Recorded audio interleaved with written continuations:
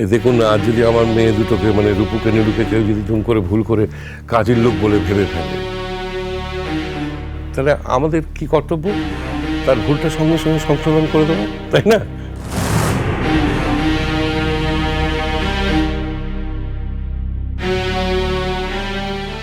আমি যাচ্ছি, খাবারটা হইন গেলে গ্লাসগুলো লিবার নিতে আরেকবার আসবো। বাহা, তুমি একটু এদিকে এসো তো। ইখন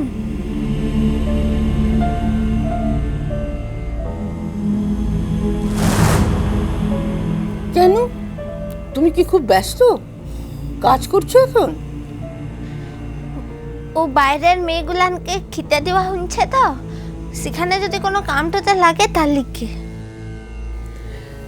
ঠাম্মা যখন কাছে যেতে বলছে, একটু যাও না বাহা।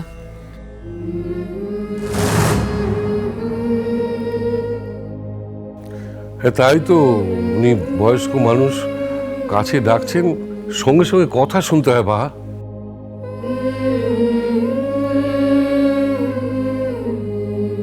এই বাহা, ঠাম্মাকে প্রণাম করেছিস?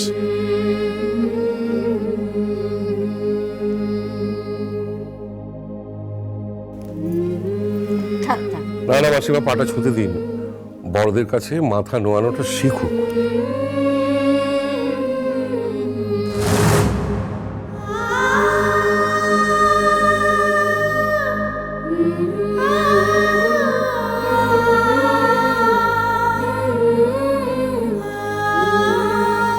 তুমি আমাকে প্রণাম করলে, আমি খালি হাতে আশীর্বাদ করলাম। তোমার কিন্তু আমার কাছে একটা জিনিস পাওনা রইল, কেমন?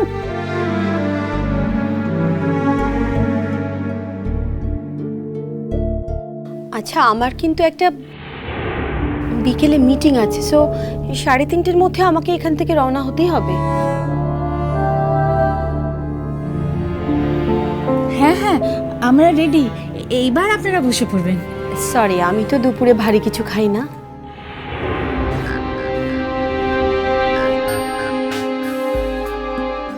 আজকে খাবে মা, একদিন খেলে কিছু হবে না।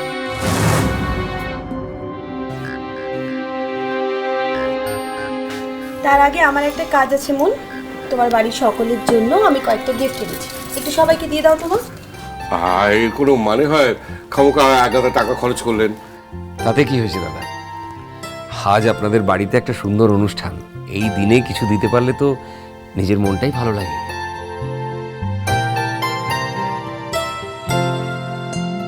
তাছাড়া আজ সাবিত্রী ব্রত, এই ব্রত উপলক্ষে এই ওদের কিছু দিতে পারাটা ভাগ্যের কথা।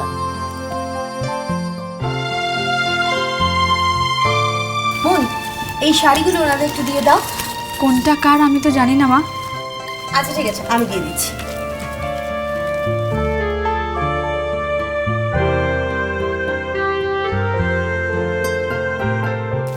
এই নিন, এটা আপনার শাড়ি, এটা আপনার। বাহ, খুব সুন্দর হয়েছে। বাহা, তুমি কি বলছিলে কাজ আছে তোমার? তো এবার তাহলে বাহা, একবার দিদিমণির সঙ্গে আমাদের কাজের জায়গায় যেও, কেমন? আর হ্যাঁ, এই ব্যাগের মধ্যে রয়েছে আপনার 2 মেয়ের শাড়ি, বাচ্চাদের জামা কাপড়, হ্যাঁ, আর আপনাদের ছোট বউয়ের শাড়িও রয়েছে। আচ্ছা, দেখেছো কি এলাহি কাণ্ড করেছে? এসব কেন করতে গেলেন বলুন তো? কিছুই না, এটা সামান্য টোকেন গিফট। কিন্তু কেউ বাদ নেই দেখছি। আচ্ছা, আমাদের বাড়ির বাচ্চারাও কি সাবিত্রী ব্রত করেছে? না, সবার জন্য আনলাম, আর ওদের বাদ দেবো কেন বলুন? আর এবার রয়েছে আমার মনের জন্য একটা শাড়ি।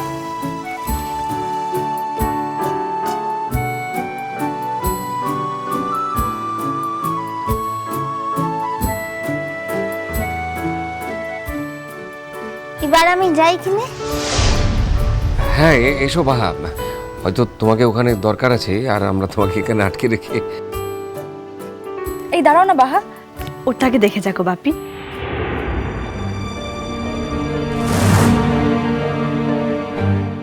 আচ্ছা বাহার, সবারটা যখন দেখলে এতক্ষণ ধরে নিজেরটাও দেখে যাও।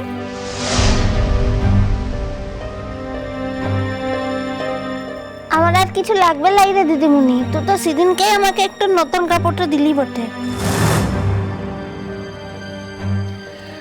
আসলে কি হয়েছে, আমরা আস্তে আস্তে তাই বলছিলাম, ওই অনু সব গোছগাছ করতে গিয়ে বাহারটা মিস করেছে। আমি আজকালের মধ্যেই নিয়ে আসবো।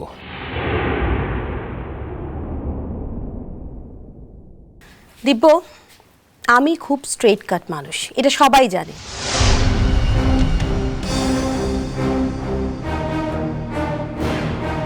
কোনো কিছু ঢাকা চাপা দিয়ে করা আমার ধাতে নেই।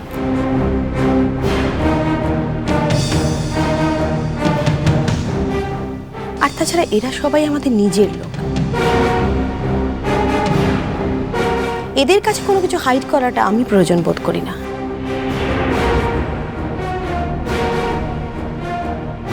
আসলে কি জানেন দিদি, আমার কাছে বাহার এখানকার আইডেন্টিটিটা ঠিক ক্লিয়ার ছিল না। ইনফ্যাক্ট যেদিন আমার বাড়িতে গিয়েও পালায় আর অর্চির অফিসে হানা দেয়, সেদিন কিন্তু আমার মেয়ে আমাকে বলেছিল যে ও এ বাড়ির মেড।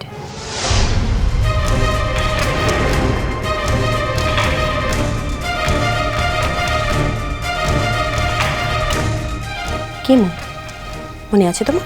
ঠিক আছে বৌমা, এখন এসব কথা থাক না। না মা, কথাটা যখন উঠলই তখন সবকিছু পরিষ্কার হয়ে যাওয়া দরকার, না হলে মিসআন্ডারস্ট্যান্ডিং এর জায়গা থেকে যায়।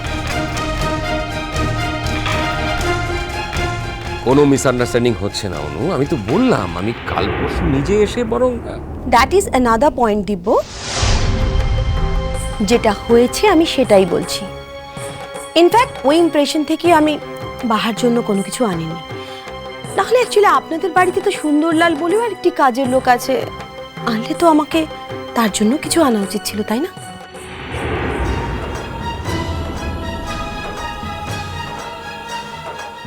ওকে মা, ঠিক আছে, আমাদের কারোর এত এক্সপ্লেনেশনের দরকার নেই।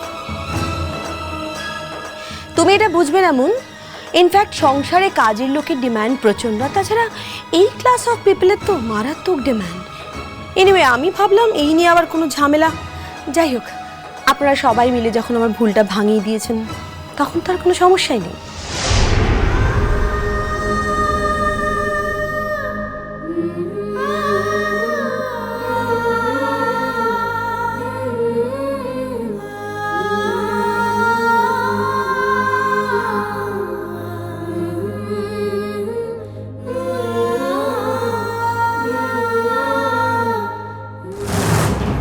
বাহার জন্য তোমার দরদের বিশেষ কারণটা আজ না হোক একদিন আমি ঠিক খুঁজে পাবো দিব, কিন্তু যতদিন না পাচ্ছি ততদিন ঠিক এইভাবে আমি তোমাকে জ্বালাবো দিব।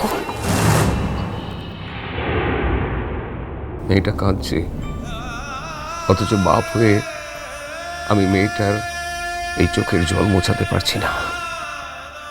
বাপ হয়ে মেয়ের এই অপমানের দৃশ্য বসে বসে দেখে গেলাম শুধু। তুই আমাকে ক্ষমা করিস রে মা, এই অপদার্থ অক্ষম বাপটাকে ক্ষমা করিস। পারলাম না, নিজের নাতনির সম্মানটুকু রক্ষা করতে পারলাম না শেষ পর্যন্ত, কিন্তু একদিন আমি পারবই, কথা দিচ্ছি রে বাহা। তোর ঠাম্মা একদিন তোর এই অপমানে নিজের হাতে মুছিয়ে দেবে।